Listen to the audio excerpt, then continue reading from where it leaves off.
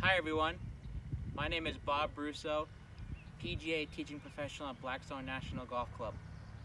And we wanted to make this video for our Thursday intramural ladies for a couple different reasons. One, we just wanted to say hi. We miss you guys.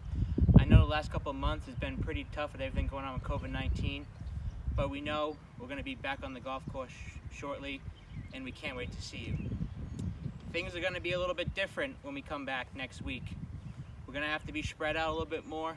We're going to have to wear face masks, and it's going to be a little bit slower pace than it was last year.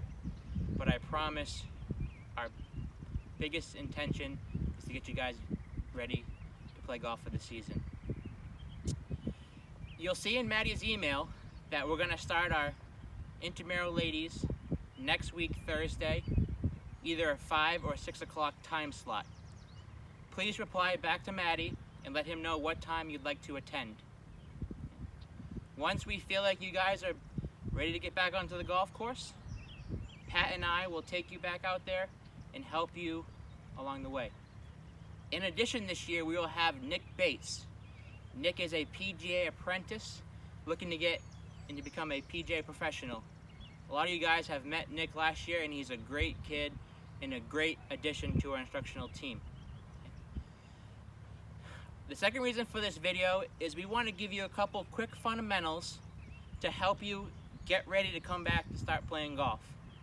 So the biggest fundamental for me, and things that you can do at your house until we start playing golf, is the grip.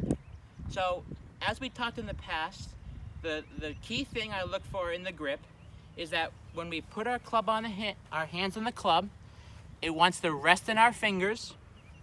We want to make sure we look down and both hands are nice and neutral, and both V's in our hands are going to our right shoulder. Okay? Make sure your grip is nice and light, and make sure there's no separation in your hands. We see that a lot with a lot of our students. They have the kind of the baseball grip, and that doesn't help with their connection between their arms and their wrists. So make sure both hands are going to the right shoulder, okay? Secondly, in terms of our setup, we want our feet shoulder width, okay? Shoulder width will allow us to have great balance and to also be able to turn. So make sure our feet are shoulder width, and make sure we're in a nice athletic position, okay? Some of you guys might be saying, Bob, we know all this, but one of the most important things to coming back to golf for the first time is having proper fundamentals, okay? So when we start next Thursday, I want you guys to be ready to go with your grip, your setup, so we can hit the ground running, okay?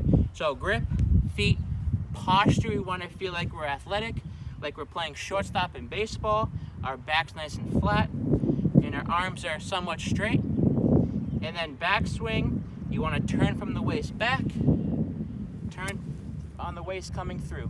Feel that weight shift from your back foot to your front foot, okay? 3 big fundamentals for me that you guys can be working at your house in between now and next Thursday. Grip, setup, rotation, weight transfer. Make sure that weight goes from the back foot to the front foot. Okay. I want to show you a little game that I've been doing at home with my wife who loves to play, and we've had a lot of fun. You can have it with a cocktail or two. She's pregnant and due in August, so she's not drinking, but I'll have a couple for her. So let me show you a really fun little game that we've kind of made up. I'm sure all you guys have played horse, okay? Basketball game, horse. I've set up a horse, game in my backyard. And the way that it works is you'll find, a friend or, husband or wife, and take a few balls.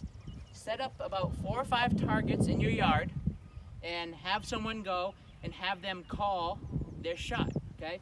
So this is primarily going to really help you with chipping. So if I was first and I said, I'm going to go for my dog bed I put down there, get in your chipping motion, go ahead and hit it.